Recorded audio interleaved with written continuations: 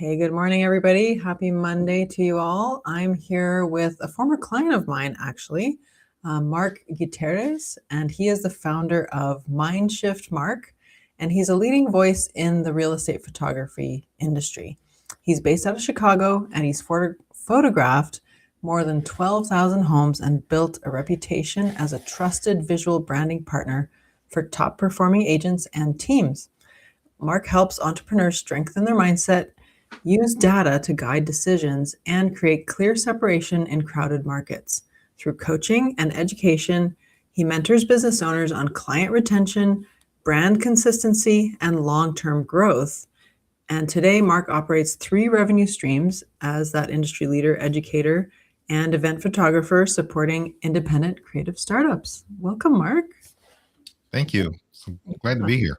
Yeah, thank you. And it's good to see you again after so long. We worked together a few years ago, and it was an awesome experience getting to know your business. So we're going to talk all about that today. I really want to share with my audience, where you came from and how things changed and grew for you. And hopefully they can take some notes because I think there's a lot that you've done that's really valuable for entrepreneurs to hear.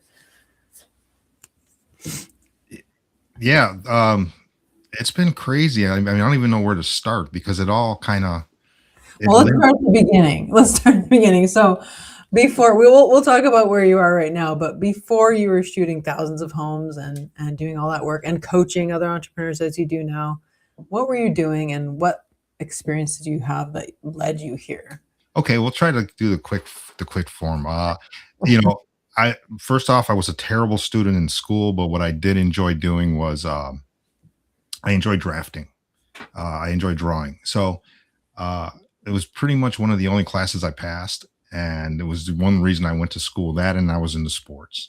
So I was fortunate enough back, in the 80s that I took enough drafting classes that when I got finished with high school, I was actually I took one semester of college and then realized it wasn't for me. I was able to land a job actually at a company as a draftsman because I had enough drafting experience to at least get my foot in the door, which is impossible for a high school student today, but I was very lucky. So I ended up there for 12 years or so. And, I loved drafting, but it was by hand on the board. And during that time, they transitioned over to CAD, which, eliminated the need for draftsmen.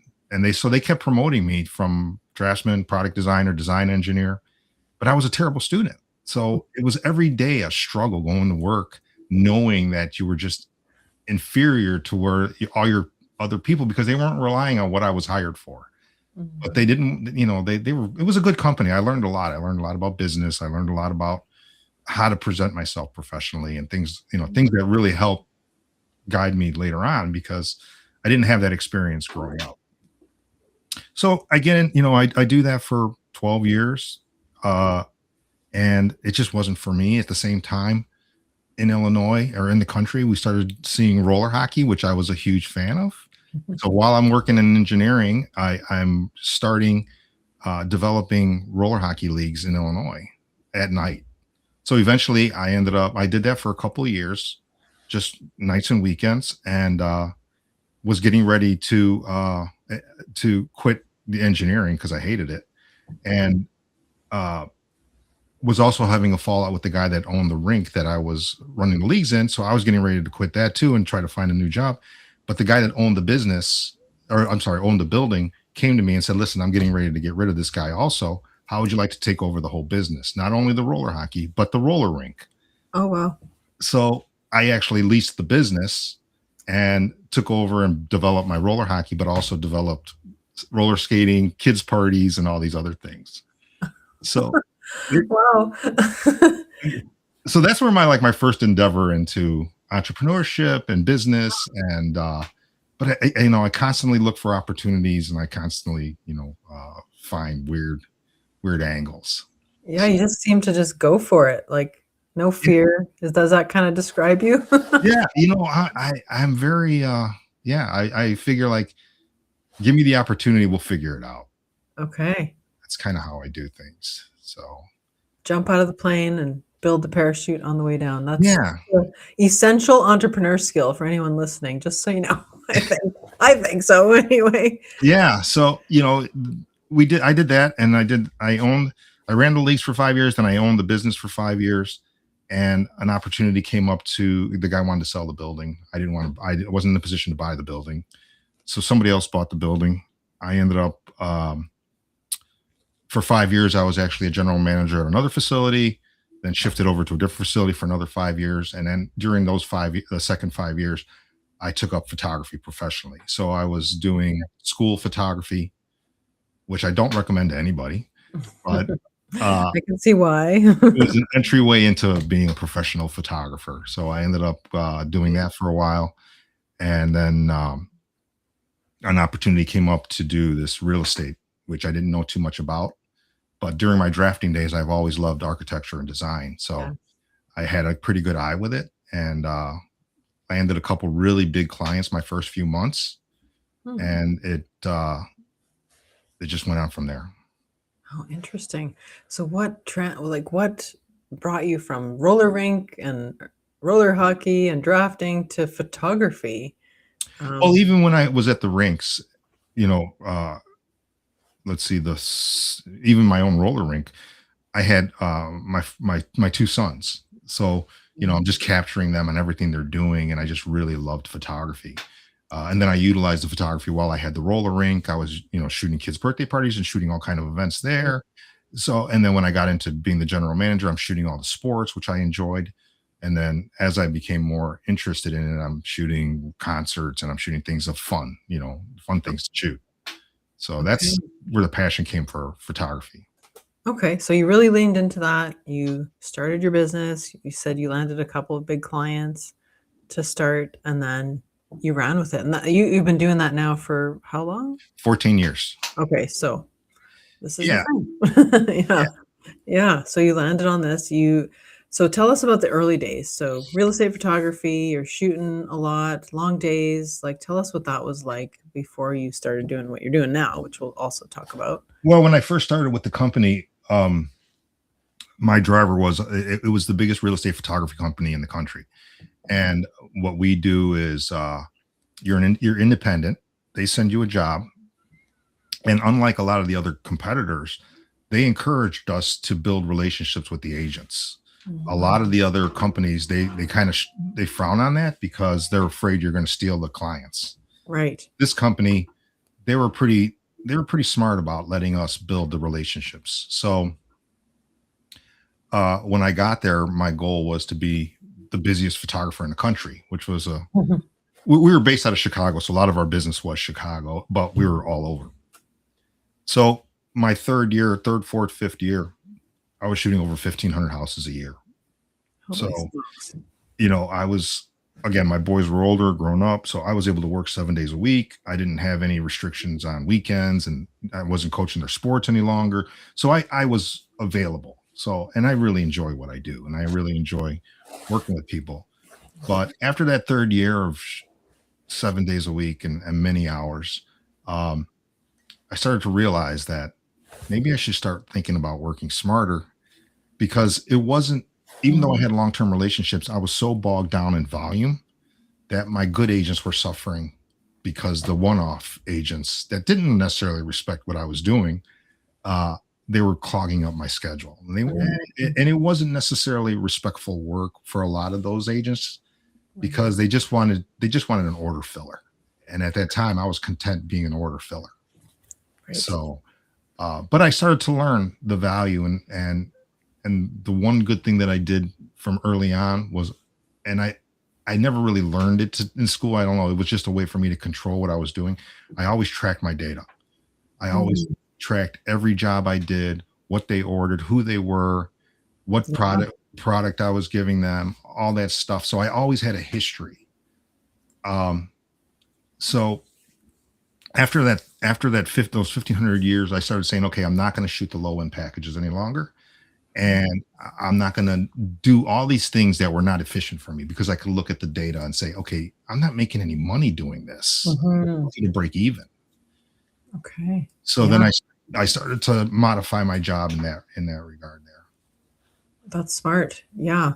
Do you feel like some of that knowledge got carried over from both your drafting and your roller rink experience of tracking Everything. things you You need know, to make? I always say, because I've had other little jobs in between, and everything that I've done, I've always Yeah. taken something, whether it's customer relationship, whether it's the value of listening to a client, whether it's technical stuff, whether it's, business stuff, Mhm. efficiencies, everything I've ever done, I've kind of pulled something from it. Yeah, that makes sense, and why not, right? It just makes you that much better, Yeah. at what you're doing. So you have seen this industry for a long time from the inside, right, at a high level. So what do you think most people in this industry, which are creative types like me, right? Different industry, but still that creative type service business. What do you see, that they get wrong, especially in their first years of business, that you'd wanna see them change? Um, I think for me, what I see is they lean too heavily into this is my art, and Yeah. they'll alienate the customer relationship because this is my art, or they treat it too much like a business, a cold business where they don't build a relationship with the client. So I think there's a happy balance where you can bring good value and still, at the end of the day, be proud of what you do. Mm, yeah, I love that. It's true. We get either too corporate or too much like, oh, this is my art, and I just want to be an artist, and yeah, A um, perfect example is like I used to struggle because the way the company was structured is all I do is shoot. I don't I don't edit. I don't if a customer has an issue with an image, we have customer service, we have editors. I don't get involved in that. And I always understood my role and I never tried to, oh, let me fix this for you. Let me do this for you. I made it very clear to my clients what my role was. My role was to take great images for you, show up professionally, show up on time, be flexible with my time, be courteous to you and your homeowner. That was my role. And so they always understood that. You know, too many photographers, because it's their art, we're not paid, many times what other photographers are paid that run their own businesses because it's just a different business model. They would take their images home, start editing them before they would even send them into our company. mm, Or a client would call them and say, "Hey, I don't like this. Can you come back and reshoot it and all that?" And they would do things that just weren't very, it wasn't an equal balance to and they me. weren't efficient with their time. It No. sounds like, and not doing the things that were gonna move the needle for their business and that were like closer to the money kind of stuff, Mhm. right? And then they start taking on the responsibility of something they had no control over. Yeah, So when right. they get frustrated, the client was frustrated with them, not with the company. Right, exactly. If you don't have a process, Right. that things go awry. So, so you're kind of on the train to Burnoutville, basically at the beginning. Yeah. So, what did you realize? When did you realize things had to change, and what kind of changes did you make?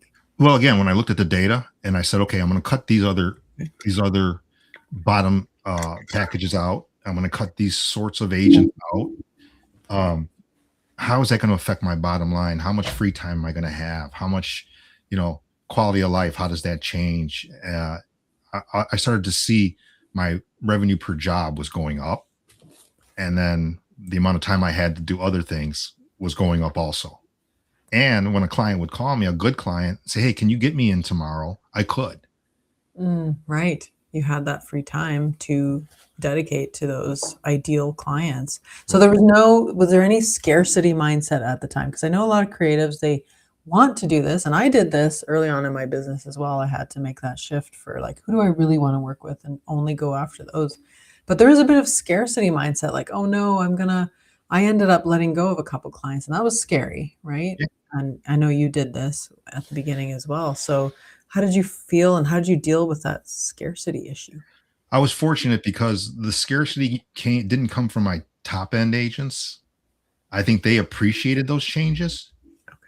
The scarcity came from more of my headache agents, the people Oh, that really didn't respect what I was doing and really, and so I was always able to attract new agents. That's the one thing that, as we talk about branding and professionalism yeah. and consistency and a good reputation within your industry, I never really market myself. Everything I get, as far as the real estate photography goes, was all word of mouth. They see my images, they see who I'm working with, they want to work with the top producer, with somebody that's servicing the top producers. And then once I get in front of them, I treat everybody the same. Mhm. So, it creates that partnership that I didn't really worry about the scarcity as much. And also because tracking the data, I saw, okay, I cut those bottom ones out and I could see how it affected the numbers. I would never do anything swiping, or by gut feeling without Right. looking how the cause and effect would be. Yeah, that's smart. That's smart.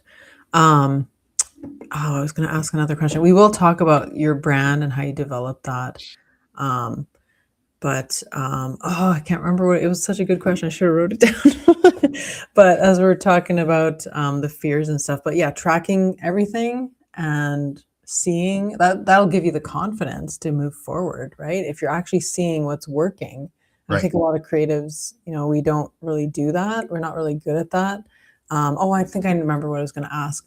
So about you talked about how people chose you because you're really good at what you do, which we should be, right?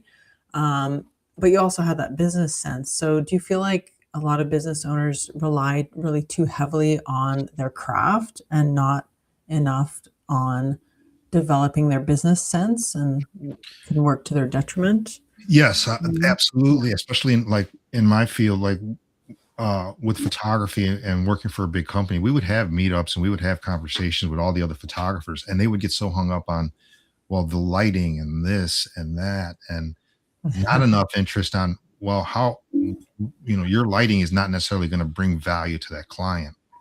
Right. What's going to make, I always say, especially in this market where everything was selling so quickly, I tell them I've been telling my agents, you know, 25% of the value are these pretty pictures. Your stuff's going to sell anyway right now.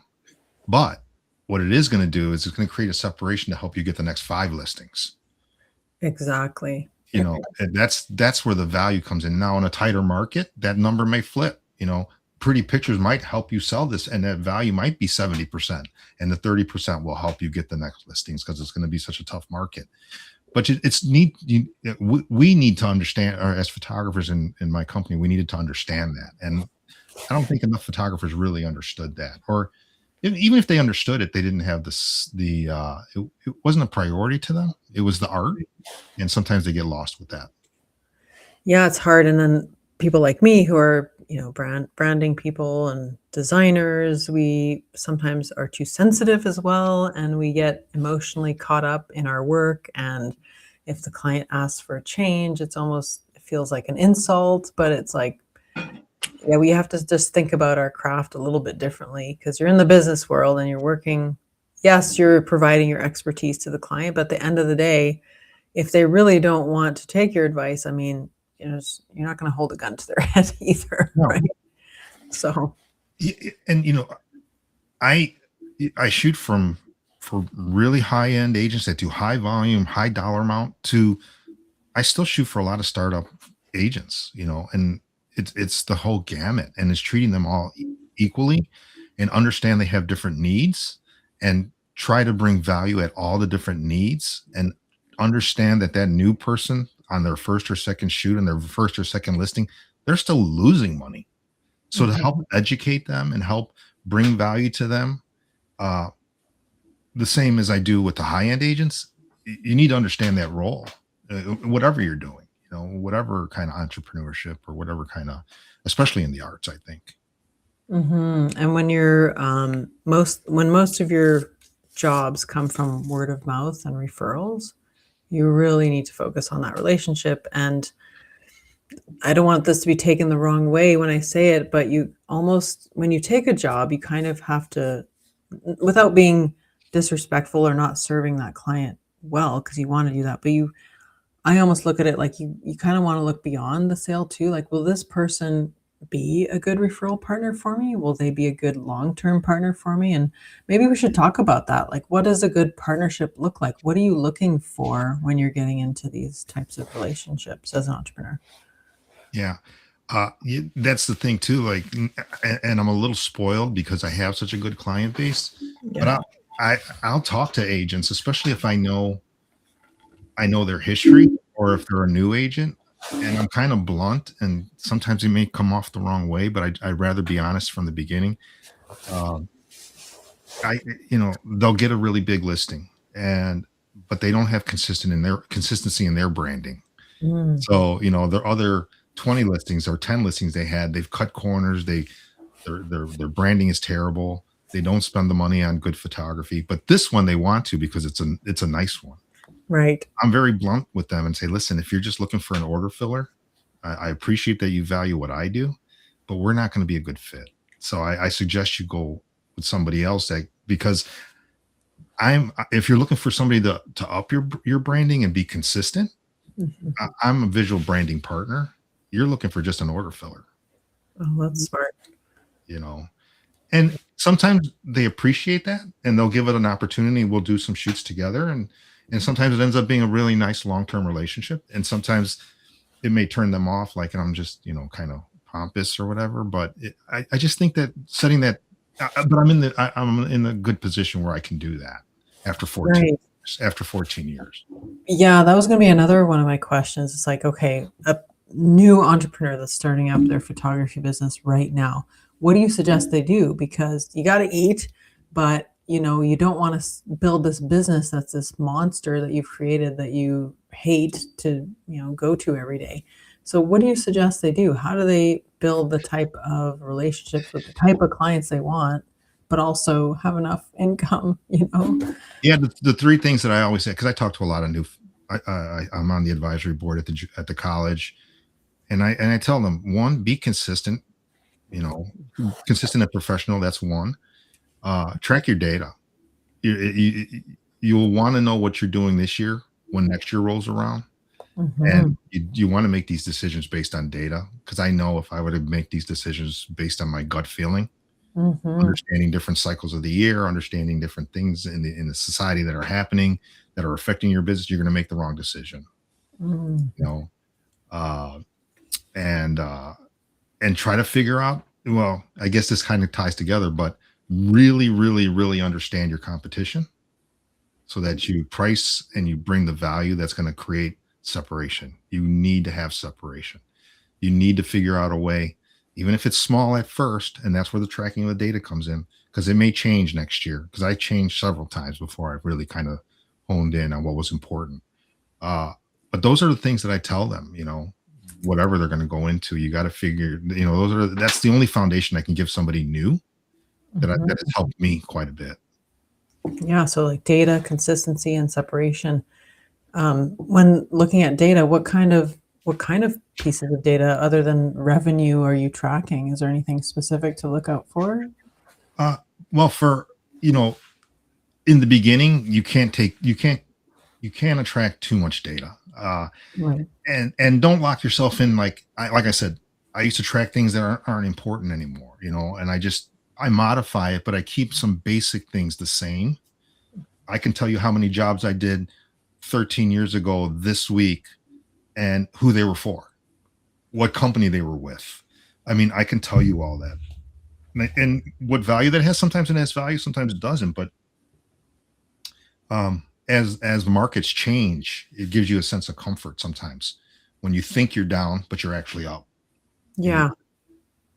Yeah, I know. Even just looking at my old invoices from like, because I've been in business, about as long as you, like, I think it's 18 years now for myself, right? So looking at like invoices years ago and like, it's like, oh my gosh, I was totally undercharging for that, service and how my mind shift has changed or my mindset has shifted rather. And, what I'm doing now. And it's like almost unbelievable. Like I was a different person back then. But so, yeah, I agree. Tracking some of that stuff is definitely valuable. And so you can see what do I want to change next year? Because you'll right. never know. You'll never remember if you don't mark it down. Well, But let's, oh, some of God. the things, like more that I tracked and it's shifted in our industry, like during COVID, I took on doing floor plans and 3D tours because nobody was really allowed in houses. So That affected my bottom line, but I know the dates that I did that. I was able to compare that to the previous years. The following years, my volume went down slightly, but my revenue went up. My time on site, I was tracking that because even though you're making more per house, if it's taking you 2 more hour or an extra hour, you need to understand that. So, I mean, those are things that it's just for me, and I don't track that stuff now, but I did at the time. Yeah. Uh, and then the service has changed. Now we don't do 3D tours much anymore, but Mhm. we do more floor plans. So I watch all that stuff so I can see how it affects my business. And then it helps me because I have a say in the new company that I'm working with. When we're building packages, I understand the value of who's using it and how many of them are using it, what percentage of people are using it, and it helps us build more efficient packaging. It helps you know what services to offer and what's out there. If nobody's buying 3D tours anymore, you're not likely to offer that anymore. So it doesn't make sense. But let's talk about your branding because this is like I worked with you on your branding, that lovely logo back there we created together. And there's a story behind it, which I love. And I use you actually, as I was telling you earlier when we were chatting in the green room, I use your brand and your branding as a case study for other clients when I'm explaining what a logo and what a brand identity should do. And rather than it being something too obvious like oh, I'm a photographer, so therefore my logo should be a picture of a camera. It doesn't have a story behind it. It doesn't have that what you call separation, what I call differentiation. Same thing, really. But let's talk about how you ended up building your brand. I know you built it through like your attire is one thing that I thought was very creative and very different.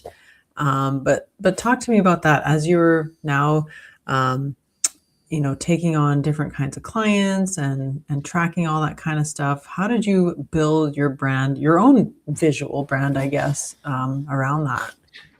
I really I love the story, and I really wish it was. I really gave this a lot of thought. And I really thought, this is going to be my separate. This is going to be the change, and I really wish I was that insightful. Right. I for the first probably 6 7 years of photography, doing real estate, I dressed like every other photographer, khakis and a polo, and then one day, I've always liked fashion. And one day I just said, yeah, I'm gonna dress up, and I dressed like how you see now, a vest, a nice shirt, nice pants, nice shoes, uh, and I noticed on that specific day, everybody treated me differently. Mm. The homeowner was taken aback when I walked in. They thought, "Are you shooting?" I got it all the time. Are you shooting a wedding after this, or what are you doing? I'm like, no, this is just is how I dress. And even the agents, they stopped questioning, you know, is that the right angle? Do you have the right equipment? Is this, especially people that didn't know me, they would question me. When I walk in dressed like this, they're like, they don't question me. And I can't explain it, but it's just something that I've noticed and that I've seen.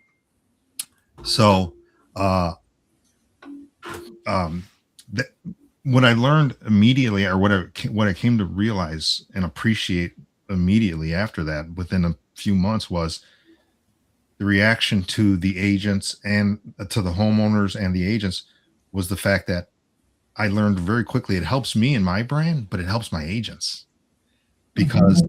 I'm a representation of them. They, to their seller who might be unsure why they're paying 5 or 6% commission, are starting to be like, what value are you bringing? And then when I show up, it sets them at ease a little bit that they've made a good choice with the agents, even Right. if it's just 5% or 10%, whatever that case may be. Then I started to realize I'm actually helping my agents. I'm actually helping with my professionalism, helping them look more professional. Mhm. And ever since then, I have one shoot on a Saturday. I still dress up because you just never know what the scenario is. You never know how difficult that seller is being to the agent. You never know what this, you just don't know. So I just rather err on professionalism. So Yeah, and then you become memorable. You're that guy in the vest, and like I get comments because now, since I kind of backed away a little bit from the vest and I wear a sport coat, I wear hats. Uh, Oh, there you when I don't wear a vest, I hear like, "This is the first time I've ever seen you without a vest." go. Like it's glued to your body, like Yeah, you can't so take it off.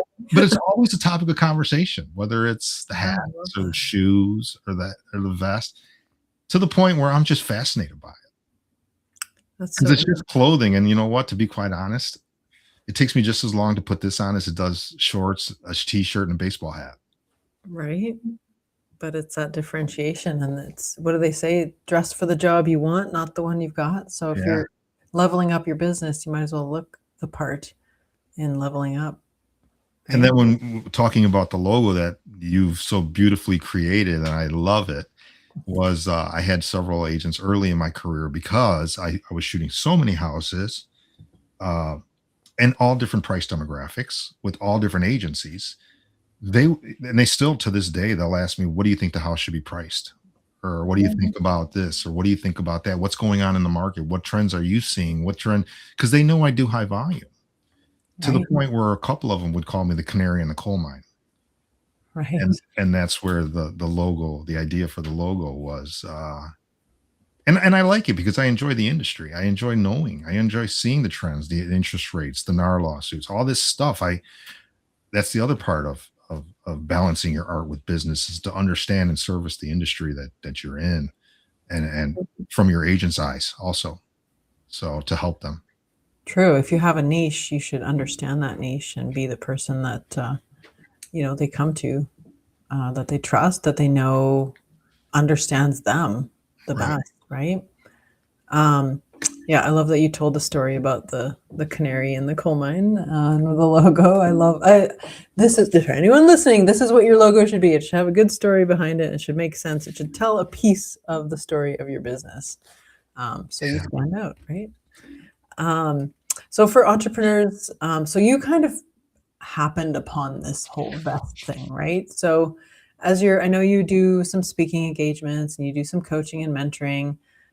If a newer entrepreneur comes to you and says, okay, you talk about separation as you call it, like, how do I find my separation? How would you coach them on that from your experience?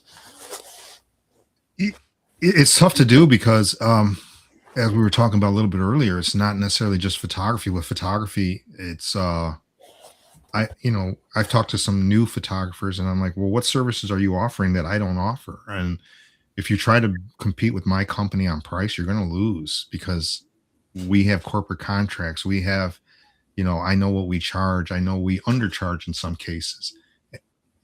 Don't rely on price. Don't try to beat us on price. Beat us on service.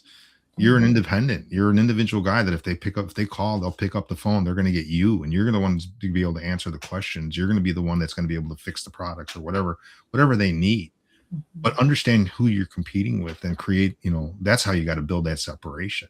And in different industries, it could be different things. I've got to learn about what your industry is, what you feel your separation is, and and try to help you in that regard. The funny thing is that I go to like art shows every week, almost every weekend in Chicago. You can art shows, street festivals, anything, and I just look at the booths and I look at the trends.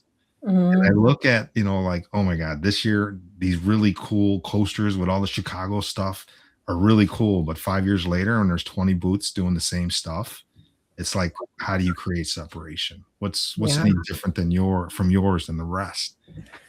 Yeah, and the only thing that ends up happening is price becomes the separating factor. That's it, and Right. that's what we don't want. Nobody wins on that race to the bottom. And for me, it's like, okay, these are great coasters, but maybe make a base where they can be backlit or something.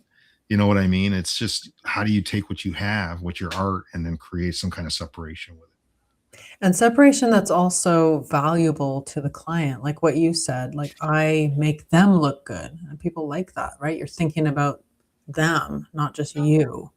Right. So, it has to be a strategic type of separation. Like, I could show up to my meetings dressed in a, you know, clown costume, but that wouldn't create any value for or you know what I mean?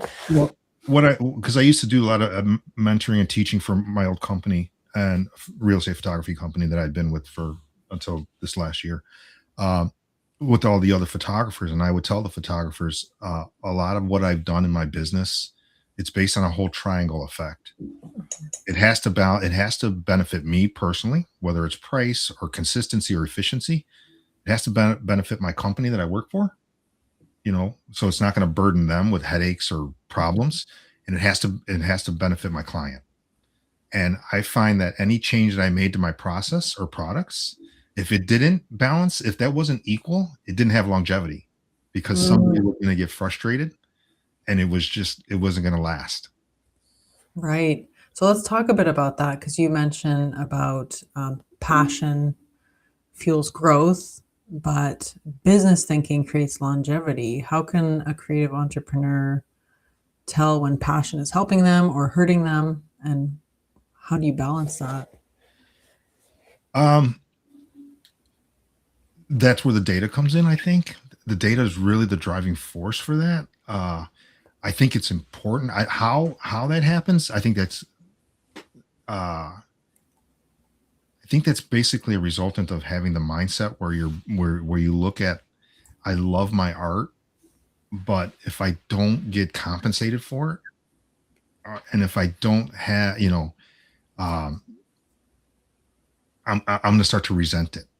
Mm, So I try to instill in artists to uh, not to sell out, but to treat understand that if you treat it like a business. I always tell the college kids is, when I go into I do portfolio reviews, I go in and I'll speak to a class, and their kids getting ready to graduate a photography program or any other program too. And I'll say, listen, 25% of you better photographer than I am right now. You understand lighting better. You understand social media better. You understand editing better. Not one of you can service one of my clients. And if you don't balance this beautiful art and the strength that you have with a mindset of business, you will be the most talented photographer working at Starbucks right. Yeah. because you're going to be so hung up on the art and not feeling like not feeling that you're respected or compensated that you're going to get out of it. Yeah. Yeah. It's going to become something you resent, like you mentioned. And, without selling out, that's a hard one for us to kind of wrap our minds around, right? Because we love this thing that we do. Like I mentioned with my industry, it's like, oh, when a client makes a change and you're like, oh, that's going to be horrible. Like, how do you handle that? Right. I think You also, handle it well because there was a couple times I came with some ideas and you're like, well, I don't think that that would work, but you handled it very well. well, that's after years, thank you, but that's after years of, knowing how to do this and it's always a dialogue, right? Because you want to explain, you want to understand. Sometimes the client isn't saying what they're saying too. It's like they might be saying one thing, but you've got to read between the lines as well. Like the real problem isn't always what they say. So you have to be good at that as well. And then give them your professional opinion. But at the end of the day, it's take it or leave it. Like it's not you're not they're the paying client, so they're gonna do what they're gonna do. So, and that's fine. You have to be okay with that. Right. Not to say that you don't give them your opinion in a kind way and in a productive way. But at the end of the day, if it really comes down to it, well, you've got to separate yourself from the art that way, and you're not selling out necessarily. I think you can have also, another, like your interests and your hobbies. You can still do that kind of thing. So if you want to do your photography as an art form, I think you should do that as well, like on for yourself, right? Well, to get back to our relationship with you building the website and the branding and all that, I think it comes down to your personality also as an artist.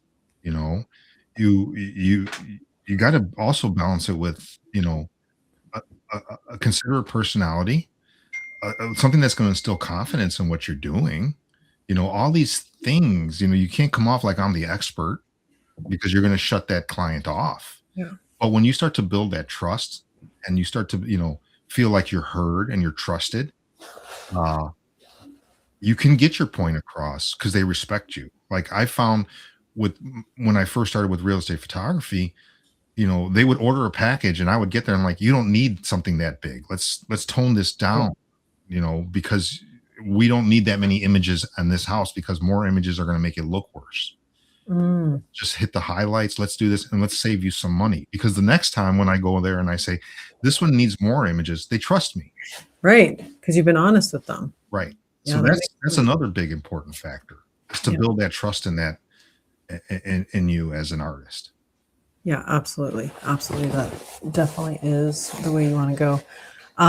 Well, let's talk about. I know you've shared with me that you've been open about you're not officially diagnosed with dyslexia, but you think you have something there. Well, how did that affect you when you decided to start out as an entrepreneur, and how does it shape your business today? Yeah, I think I still hang on to part of it, but like I mentioned, I only took a semester of college, and it always strikes me when I'm sitting and talk to all these people with their masters, or I'm on a panel with people that have done art shows around the world, and I'm on this panel talking to kids or talking to entrepreneurs, and I'm always like, this I don't know, not inferiority complex, but imposter syndrome. Uh, but because of the educate the not formal education, and because I always struggled with, I wasn't a very good student because I struggled with comprehension, learning in the traditional way.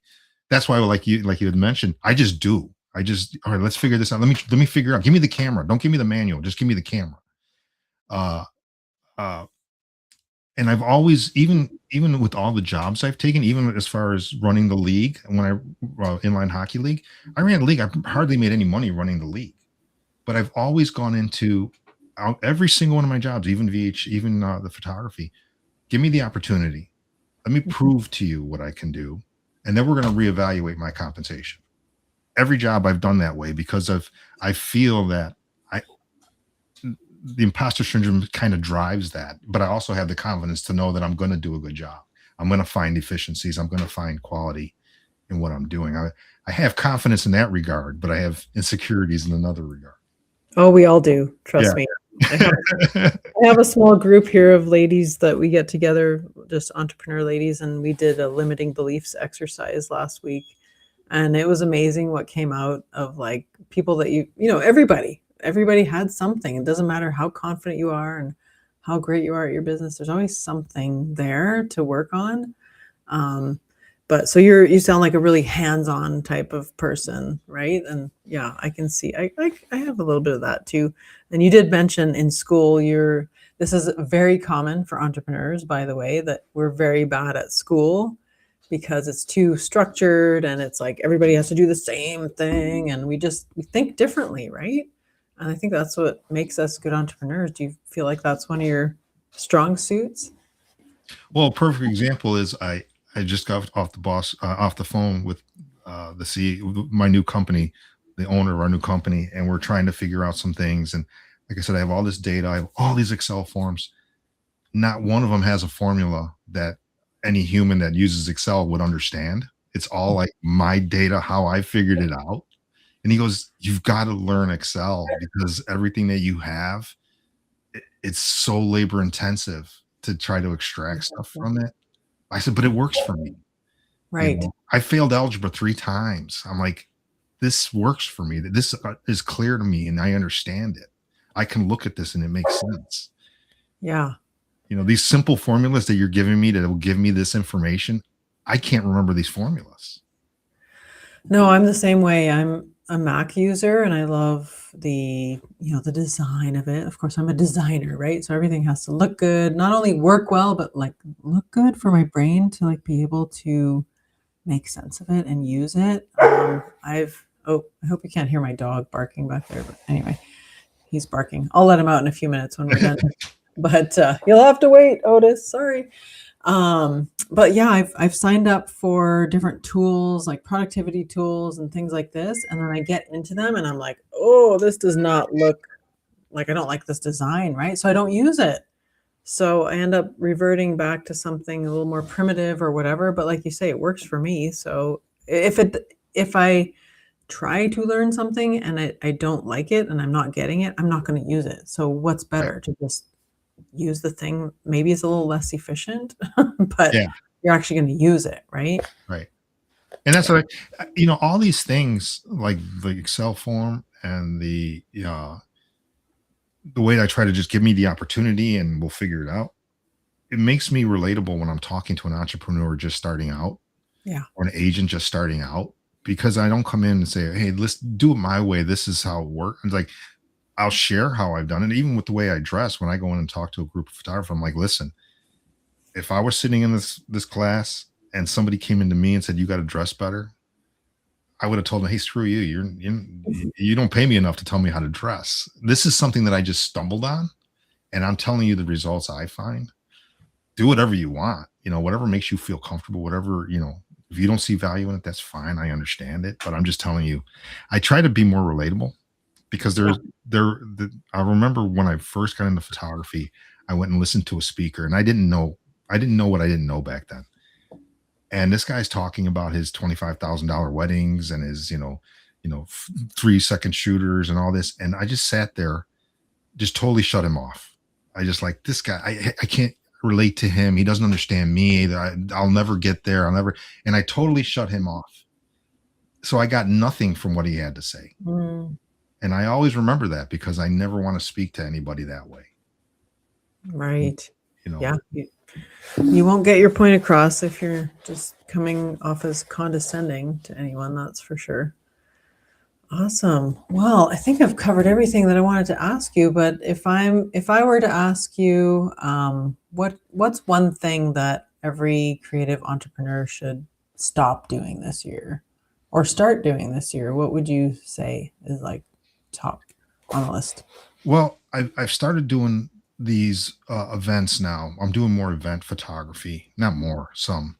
Uh, and I like, and what it kind of led me back into opening up Mindshift and really leaning into the education aspect because uh, back in October, I went and shot an oddities convention for fun.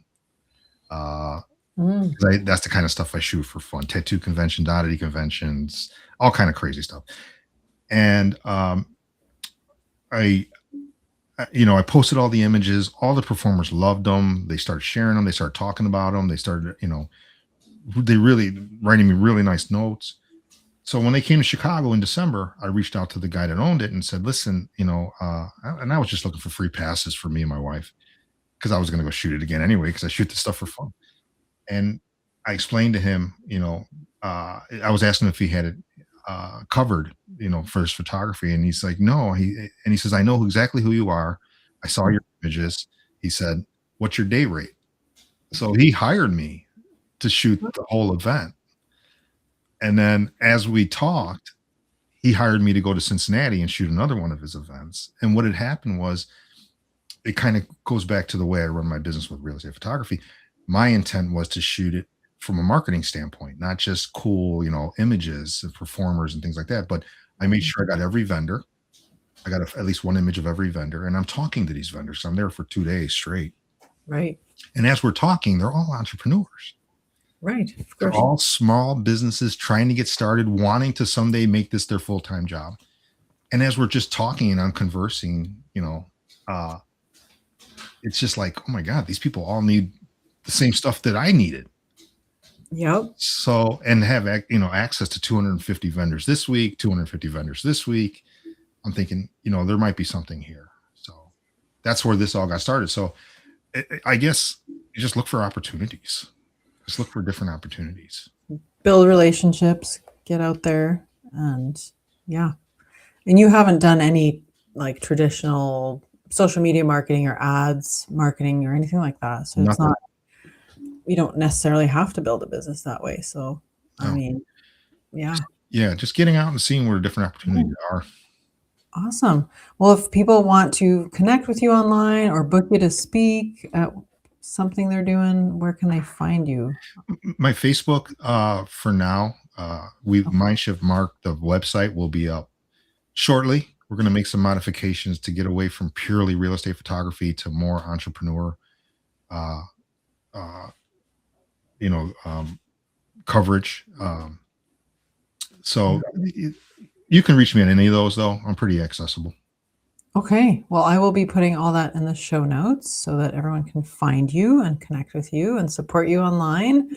And it's been awesome catching up with you, Mark. Thank you Great for catching up being with you. I really enjoyed. I enjoy your podcast. The similarities between all of us. It's mind blowing. I sit and listen to your guests. I'm like, I do that. I do that. I understand why that's important. I understand that struggle. I understand that I've been there. I've done that. I don't do that any longer. You know, it's it's really, if anybody out there, pick them up, listen to them. You're gonna, they're same but different. Oh, well, thank you. Well, I didn't pay him to plug that, just so you guys know. No, and I don't watch the funny thing is I don't watch podcasts. I just my brain wanders too much. Well, I'm honored that you listened to a few of mine, so thank you. And the whole idea is I want to inspire more people to get into entrepreneurship and package up what they know and their passion into something that can make them more, a profit. So why not? It's a good route to go down. So anyway, thank you again for joining me. It's been a blast. And